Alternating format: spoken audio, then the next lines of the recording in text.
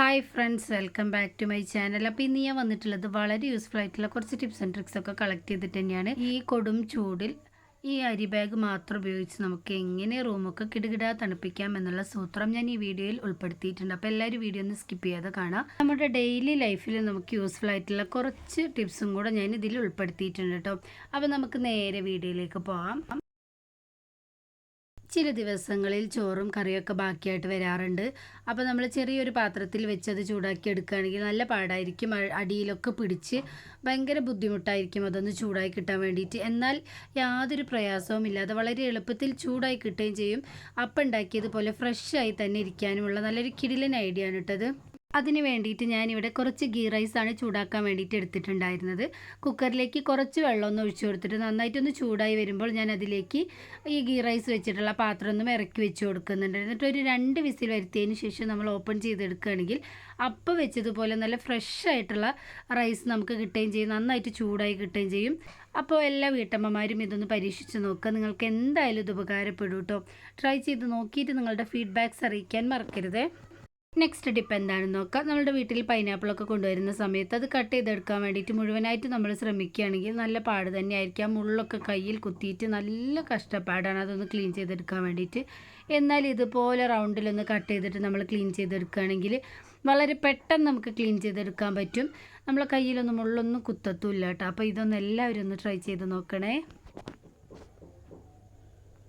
അപ്പോൾ അടുത്തതായിട്ട് ഞാനിവിടെ കാണിക്കുന്നത് ഈസി ആയിട്ട് അരിപ്പൊടി വെച്ചിട്ട് എങ്ങനെ വെള്ളപ്പം ഉണ്ടാക്കിയെടുക്കാമെന്നുള്ളത് നല്ലൊരു കിടിലൻ റെസിപ്പിയാണ് കേട്ടോ.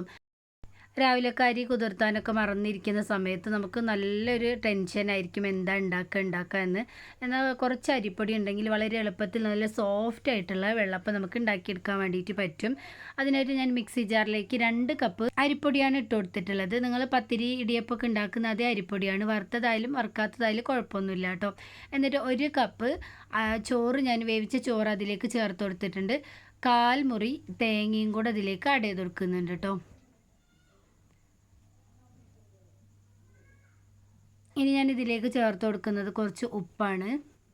വെള്ളപ്പത്തിൽ ചെറുതായിട്ടൊരു മധുരത്തിൻ്റെ ടേസ്റ്റ് ഉണ്ടാവും. മധുരം ഇഷ്ടം ഉള്ളവരാണെങ്കിൽ കുറച്ച് പഞ്ചസാരയും കൂടെ ഒന്ന് ആഡ് ചെയ്ത് കൊടുക്കാം, അല്ലെങ്കിൽ ഇത് സ്കിപ്പ് ചെയ്യാവുന്നതാണ്. ഇനി ഞാൻ ചേർത്ത് കൊടുക്കുന്നത് 1/4 ടീസ്പൂൺ ഈസ്റ്റാണ്. അപ്പോൾ ഇത്രയേ ഉള്ളൂ കേട്ടോ. ഇനി നമുക്ക് വെള്ളം ഒഴിച്ചു കൊടുത്തിട്ട് നന്നായിട്ട് ഫൈനായിട്ടൊന്ന് അരച്ചെടുക്കാം. നമ്മൾ ചേർത്ത് കൊടുത്തിട്ടുള്ള ഇൻഗ്രീഡിയൻസ് ഒക്കെ നന്നായിട്ട് മിക്സ് ആയും വേണം, തരികളൊന്നും ഇല്ലാതെ തന്നെ അരച്ചെടുക്കുക വേണം കേട്ടോ. അപ്പോൾ ഈ വെള്ളത്തിൻ്റെ കൺസിസ്റ്റൻസി കണ്ടില്ലേ, ഈ ഒരു അളവിലായിരിക്കും നമുക്ക് കിട്ടേണ്ടത്. അധികം വെള്ളമാവാനും പാടില്ല, എന്നാൽ വെള്ളം കുറയാനും പാടില്ല, മീഡിയം കൺസിസ്റ്റൻസിയിൽ കേട്ടോ. അപ്പോൾ ഇതുപോലെ ഒന്ന് മിക്സാക്കി എടുത്തതിൻ്റെ ശേഷം ഒരു 2 മണിക്കൂർ നമുക്കിതൊന്ന് പൊങ്ങി വരാൻ വേണ്ടിയിട്ട് വെയിറ്റ് ചെയ്യാം. നല്ല ചൂടുള്ള ക്ലൈമറ്റ് ആണെങ്കിൽ ഒരു മണിക്കൂർ കൊണ്ടൊക്കെ നമുക്ക് നന്നായിട്ട് പെർമനൻ്റ് ആയിട്ട് കിട്ടുന്നതാണ്. ഇപ്പോൾ നമ്മളുടെ മാവ് നന്നായിട്ട് പൊങ്ങി അടിപൊളിയായിട്ട് കിട്ടിയിട്ടുണ്ട്. അത് നിങ്ങൾക്ക് കാണുമ്പോൾ തന്നെ അറിയാൻ പറ്റുന്നുണ്ടാവും. നേരത്തെ നമ്മൾ മിക്സ് ചെയ്യുന്ന സമയത്ത് കുറച്ച് വെള്ളം കൂടുതൽ പോലെ നിങ്ങൾക്ക് തോന്നിയിട്ടുണ്ടാവും. പക്ഷേ അത് പെർമനൻ്റ് ആയി വരുന്ന സമയത്ത് നമുക്ക് കറക്റ്റ് കൺസിസ്റ്റൻസിയിൽ തന്നെ കിട്ടുന്നതാണ്. അപ്പോൾ ആ അളവിൽ തന്നെ നിങ്ങൾ എടുക്കാൻ വേണ്ടിയിട്ട് നോക്കുക കേട്ടോ. വല്ലാണ്ട് തവി വെച്ചിട്ട് കുത്തി ഇളക്കി എടുക്കരുത്. മൈൽഡായിട്ട് ജസ്റ്റ് ഒന്ന് ഇളക്കി കൊടുത്താൽ മാത്രം മതി കേട്ടോ. അപ്പോൾ നമുക്ക് വെള്ളപ്പം ഒന്ന് ചുട്ടെടുക്കാം. അതിന് വേണ്ടിയിട്ട് ഞാൻ ചട്ടി നന്നായിട്ടൊന്ന് ചൂടാക്കി എടുത്തിട്ടുണ്ട്. എന്നിട്ട് അതിലേക്ക് മാവ് ഒഴിച്ച് കൊടുത്തിട്ടൊന്ന് ചുറ്റിച്ച് കൊടുക്കാം. നന്നായിട്ട് തവ ചൂടായതിന് ശേഷം മാത്രം മാവ് ഒഴിച്ചു കൊടുക്കാം കേട്ടോ. എന്നിട്ട് എല്ലാ ബബിൾസും വന്നു കഴിഞ്ഞതിന് ശേഷം മാത്രം നമുക്ക് ലോ ഫ്ലെയിമിൽ വെച്ചിട്ട് വേവിച്ചെടുക്കാം. ഇപ്പോൾ നിങ്ങൾക്ക് കാണാൻ പറ്റുന്നുണ്ടാവും എല്ലാ ബബിൾസും വരൽ തുടങ്ങിയിട്ടുണ്ട്. എല്ലാം ഒന്ന് വന്ന് കഴിഞ്ഞതിന് ശേഷം മാത്രം ഒന്ന് അടച്ചു വയ്ക്കുക കേട്ടോ. അപ്പോൾ എല്ലാ ബബിൾസും വന്ന് കഴിയാനായിട്ടുണ്ട്. വന്നു കഴിഞ്ഞതിന് ശേഷം ഇതുപോലെ ഒന്ന് അടച്ചൊരു 3 മിനിറ്റ് വെയിറ്റ് ചെയ്താൽ നമ്മളുടെ ഫ്ലഫിയും ടേസ്റ്റിയുമായിട്ടുള്ള വെള്ളപ്പം ഇവിടെ റെഡി ആയിട്ടുണ്ട് കേട്ടോ. അപ്പോൾ നിങ്ങൾ ഇതുപോലെ ഒന്ന് ട്രൈ ചെയ്ത് നോക്കുക. നിങ്ങൾക്ക് ഉറപ്പായിട്ടും നല്ല പെർഫെക്റ്റ് ആയിട്ട് തന്നെ കിട്ടുന്നതാണ്. ഇനി അരിയൊന്നും അരച്ച് കഷ്ടപ്പെടേണ്ട ഒരു ആവശ്യമില്ല. അരിപ്പൊടി ഉണ്ടെങ്കിൽ നിമിഷ നേരങ്ങൾ കൊണ്ട് നമുക്ക് ടേസ്റ്റി ആയിട്ടുള്ള വെള്ളപ്പം ഇതുപോലെ ഉണ്ടാക്കിയെടുക്കാൻ വേണ്ടിയിട്ട് പറ്റും കേട്ടോ. അപ്പോൾ എല്ലാവരും ഇതുപോലെ ഒന്ന് ട്രൈ ചെയ്ത് നോക്കുക. ഗ്രീൻ പീസ് കറി, കടലക്കറി, മുട്ടക്കറി, ചിക്കൻ കറി, ചിക്കൻ സ്റ്റൂ, അതിൻ്റെയൊക്കെ കൂടെ നല്ല കോമ്പിനേഷനായിരിക്കും നമ്മളുടെ വെള്ളപ്പം. അപ്പോൾ ഈസിയും ടേസ്റ്റിയുമായിട്ടുള്ള ഈ വെള്ളപ്പം നിങ്ങൾ ട്രൈ ചെയ്ത് നോക്കുക കേട്ടോ. നിങ്ങൾക്ക് എന്തായാലും ഇഷ്ടമാവും. അത്രയ്ക്ക് നല്ല ടേസ്റ്റി ഉണ്ടായിരുന്നു. ഇത് വെറുതെ പഞ്ചസാര ഇട്ട് കൊടുത്തുകൊണ്ട് തന്നെ വെറുതെ കഴിക്കാനും നല്ല ടേസ്റ്റ് ഉണ്ടായിരുന്നു കട്ടൻ ചായയുടെ കൂടെ. അപ്പോൾ 2 രീതിയിൽ നിങ്ങളൊന്ന് ട്രൈ ചെയ്ത് നോക്കുക. നിങ്ങൾക്ക് വേണമെങ്കിൽ നല്ല ക്രിസ്പി ആയിട്ട് വേണമെങ്കിൽ എടുക്കാവുന്നതാണ്. ഞാനിപ്പോൾ ജസ്റ്റ് സോഫ്റ്റ് ആയിട്ടാണ് എടുത്തിട്ടുള്ളത്.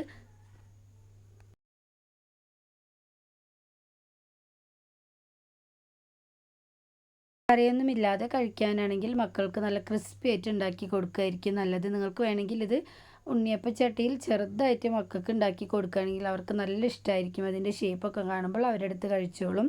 അപ്പോൾ ആ രീതിയിലും ഒന്ന് ട്രൈ ചെയ്ത് നോക്കുക കേട്ടോ.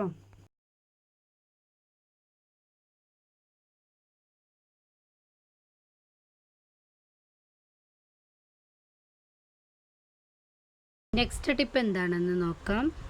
ഇതുപോലൊരു കിച്ചൺ റിങ് എല്ലാവരുടെ വീട്ടിലുണ്ടാകാം. നമ്മളിത് ചൂടുള്ള പാത്രങ്ങൾക്ക് എടുത്ത് വെക്കാൻ വേണ്ടിയിട്ടാണ് യൂസ് ചെയ്യുക. എന്നാൽ അതിലപ്പുറം നല്ലൊരു കിടിലൻ ഐഡിയ ഇതുകൊണ്ട് ചെയ്യാൻ വേണ്ടിയിട്ടുണ്ട്. അതിന് വേണ്ടിയിട്ട് ഞാനിവിടെ ഒരു കോട്ടൻ്റെ തുണിയാണ് ഇതുപോലെ ഒന്ന് ചുറ്റി കൊടുക്കുന്നത്. എന്നിട്ട് കുക്കറിൻ്റെ മുകളിലേക്കൊന്ന് വെച്ച് കൊടുത്തിട്ട് ഒന്ന് വിസിലടിക്കുന്നുണ്ട്. ഇപ്പോൾ നിങ്ങൾക്ക് വിസിലടിക്കുമ്പോൾ കാണാൻ പറ്റുന്നുണ്ടാവും നന്നായിട്ട് തിളച്ച് പൊങ്ങി പോകുന്നുണ്ട്. ഇങ്ങനെ തിളച്ച് പോകുന്ന സമയത്ത് നമ്മളുടെ ഗ്യാസ് സ്റ്റോപ്പും കുക്കറും എല്ലാം വൃത്തികേടാവാനുള്ള ചാൻസ് ഉണ്ട്. ഇങ്ങനെ ഒരു റിങ് നമ്മൾ വെച്ച് കൊടുക്കുകയാണെങ്കിൽ തുള്ളി പോലും വെള്ളം താഴോട്ട് പോവില്ല. ആ റിങ്ങിൻ്റെ ഉള്ളിൽ തന്നെ തങ്ങി നിൽക്കുള്ളൂ കേട്ടോ. അപ്പോൾ എല്ലാവരും ഈ ടിപ്സ് ഒന്ന് ട്രൈ ചെയ്ത് നോക്കണേ. നെക്സ്റ്റ് ടിപ്പ് എന്താണെന്ന് നോക്കാം. അതിനായിട്ട് ഞാനിവിടെ ഒരു അരി ബാഗാണ് എടുത്തിട്ടുള്ളത്. ഉള്ളിൽ ഈ സിൽവർ കോട്ടിംഗ് ഉള്ള അരി ബാഗ് തന്നെ എടുക്കാൻ വേണ്ടിയിട്ട് നോക്കുക. അല്ലാത്ത നമ്മൾ എടുക്കുകയാണെങ്കിൽ നല്ലൊരു റിസൾട്ട് നമുക്ക് കിട്ടില്ല. അതിന് വേണ്ടിയിട്ടാണ് ഇങ്ങനെയുള്ളത് എടുക്കണമെന്ന് പറയുന്നത്. എന്നൊരു വീഡിയോയിൽ കാണുന്നത് പോലെ തന്നെ നമുക്കൊന്ന് കട്ട് ചെയ്തെടുക്കാം. ഈ വേനൽ ചൂടിനെ ചെറുക്കാൻ പറ്റിയ നല്ലൊരു കിടിലൻ ഐഡിയ ആണ് കേട്ടോ ഞാൻ ഈ ബാഗ് വെച്ച് കാണിച്ചു തരുന്നത്. അപ്പോൾ എല്ലാവരും ഇതുപോലെ ഒന്ന് ട്രൈ ചെയ്ത് നോക്കുക. നല്ല റിസൾട്ട് തന്നെയാണ് കേട്ടോ എനിക്ക് കിട്ടിയിട്ടുണ്ടായിരുന്നത്.